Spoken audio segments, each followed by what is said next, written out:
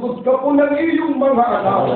Luwalhatihin, sambahin namin na iyong mga mahal na kapatid na ngayon ikakasal at kapagat ng basbas at ganun din ang tawid o ng kautusan na ito po ang magpapaging isa sa kanila upang makapagpatuloy sa maligaya po at matagumpay na pagsasama. Ipamagitan mo upang patuloy po nakapanindigan ng mga lingkod mo sa pagsunod sa kalooban ng ating Ama. Ipamagitan din ang aming mga nagawang pagkukulang at pagkakasala na ipatawad sa amin ang pagkakasala upang maging dapat kami sa biyaya at pagpapala ng ating Ama. O Ama namin, Diyos mo ang aming pag-asa. Ganun din, pinalalat, binaspasan at pinagpala ang pamamahala, pangarapat na pagdilipot sa iyo. Amay bakod po po sa amin ang kapayapaan mo. Hinihingi po namin ang lahat po sa iyo. Sa pangalan po na yung bugtong na anak na si Kristo. Maupo po tayo na. At pabaling naririto sa pamamagitan ng banal na pagkakasal. Ang pag-asawa ay itinatag ng Diyos at ito ay unang niya. At hinutugan ng Panginoon Diyos na di kawasang ginting ang lalaki at siya'y natulog at kinuha ang isa sa kanyang mga tadyang at pinaghilom ang laman sa dakilang babae at ito'y dinala niya sa lalaki. At sila'y binasbasan ng Diyos. At sa kanila'y sinabi ng Diyos, tayo'y magpalalaki at magpakarami. Dapat nating alalahanin kung kayo na ang pag-asawa'y itinatag ng Diyos para sa kapakinabangan at kaligayahan ng mga taong kanyang nilalang. Itinuro ng ating Panginoon Jesucristo na sa pagkakasal ay pinapagsasama ng Diyos ang lalaki at babae upang maging isang lamang sa paningin ng may kapal.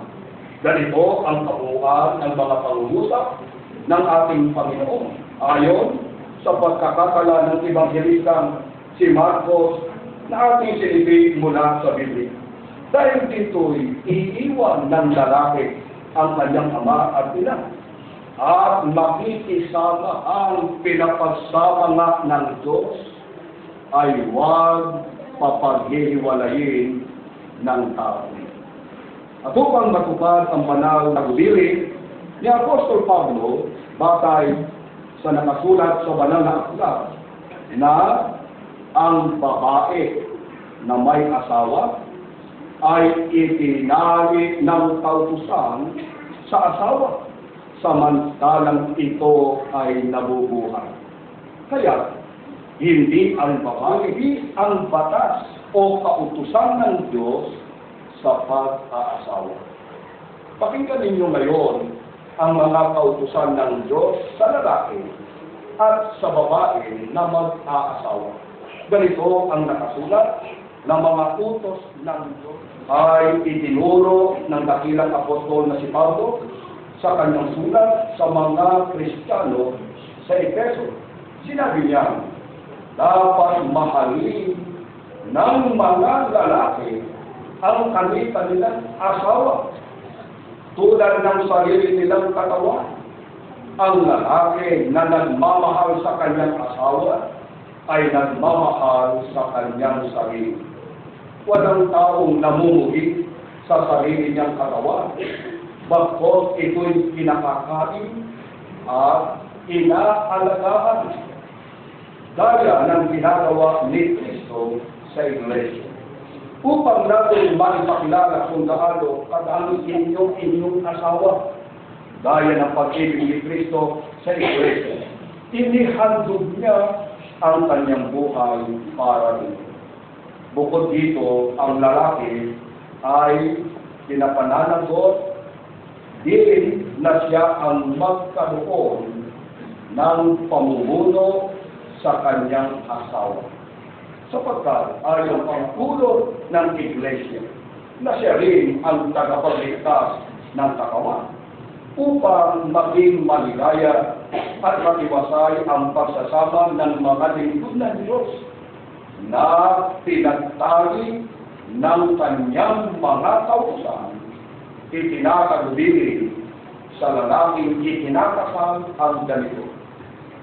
Mga lalaki, ibigin ninyo ang inyong asawa at huwag kayong maging mapait sa kanila.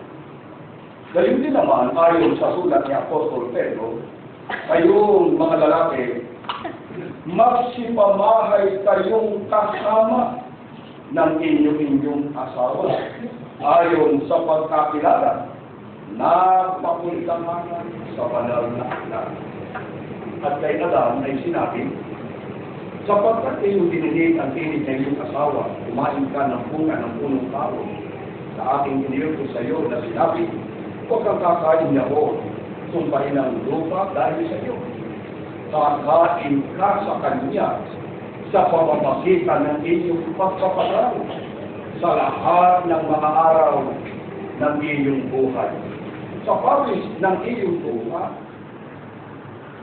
ang tungkulin naman ng babae ikinakasal, kapatid na Charlene, ay itinunuri ni Apostol Pablo doon din sa kanyang sulat sa mga Kristiyano sa Efeso na sinasabing, gayon man, ay umibig naman ang bawat isa sa inyo sa kanyang sariling asawa, gaya ng sa kanyang sarili. At ang babae ay gumalang sa kanyang asawa. Ang paggalang na dapat iukol ng babae sa kanyang asawa ay ipinaliwanag din ni Apostol Pablo sa kanyang sulat sa mga Kristiyano sa Colosas at ating pusilitipulang Biblia. Mga babae, pasakop kayo sa inyong asawa sapagkat yan ang kalooban ng Panginoon. Tatandaan natin ito mabuti. Ang babae ay hindi pinahihintulutan na magkaroon ng pamumuno sa lalaki. Kundi ang sabi ni Apostol Pablo, ang babae mag-aral na tumahimik na may buong pagpapasakop. Ngunit, hindi ko pinahihintulot ng babae ay magturo na magkaroon ng pamumuno sa lalaki, kundi tumahimik. Ipinahayag ni Apostol Pablo na ang babae ay dapat maging uliran o modelo sa lahat ng bagay. Ganito nakasulat sa Biblia na aking sinipin, upang kanilang maturuan ang mga babaeng may kabataan na magsiibig sa kanilang asawa, magsiibig sa kanilang mga anak, napakasipag sa bahay, magagandang loob, upang huwag lapas-tanganin ang salita ng Diyos. Ang babaeng ikinakasal na may ganitong katangian ay lubhang mahalaga.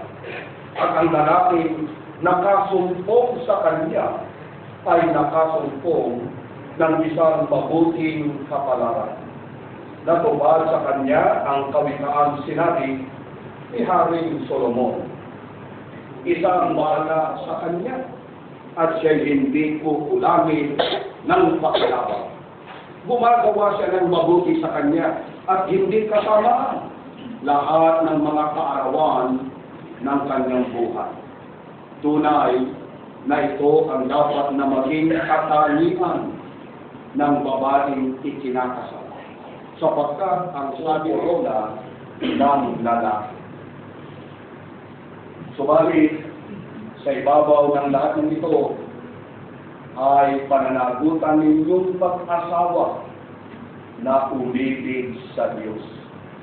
Gaya ng sinasaad sa mga aklat ng kautusan at ng iyong buong kaluluwa at ng iyong buong lakas. Ito rin ang ipamumulat ninyo sa inyong magiging mga anak, sapagkat ito ang sinasabi ng kautusan na iyong ituturo ng buong sika sa iyong mga anak, ang iyong sasalitain tungkol sa kanila. Pagka ikaw ay nakaupo sa iyong bahay, pagka ikaw ay lumalakad sa daan,